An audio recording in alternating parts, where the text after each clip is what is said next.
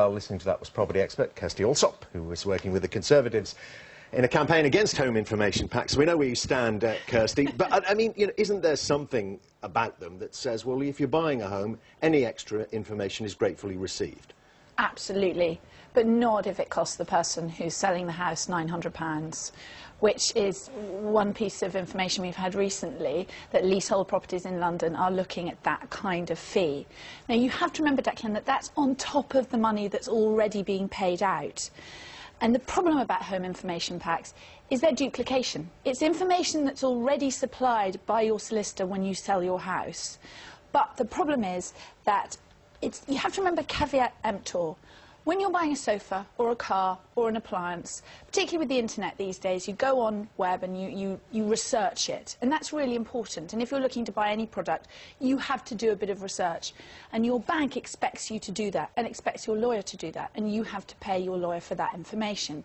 So this is duplication. It's not going to speed up the process. And the other thing is that it's because the government is so determined to push it through, they're not going to address the process. And I don't know if you bought a home recently, either of you. Not so long ago. But it's very, very stressful. It's incredibly stressful. It's world famously stressful. And the Home Information Pack doesn't solve that problem. And in trying to promote it, they're ignoring other issues, which I'm really keen to address. OK, there's a lot of points to pick up on that, but just let's start then. What would your alternative be? The alternative would be a sort of tick list that both sellers and buyers had to do. So you go into an estate agent and you say, I want to buy something. And the estate agent says, have you got a lawyer? Have you got a mortgage? Have you got a deposit? Do you know where you want to live? You know, just a sort of thing to make you think a bit. Equally, when you go into an estate agent and say, I want to sell my house, they say, have you told your mortgage company? Have you given your deeds to your solicitor? If you've done any work to your house, have you got all the relevant paperwork? It doesn't require legislation.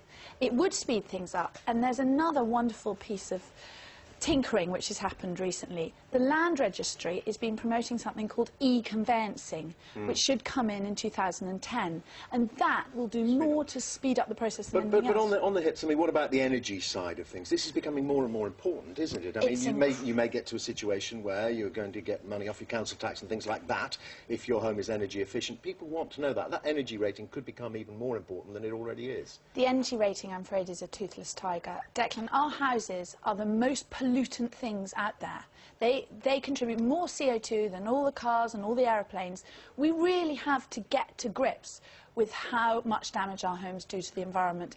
And this energy certificate is nothing, it doesn't make you do anything. And a lot of the things it looks at go with the owner anyway.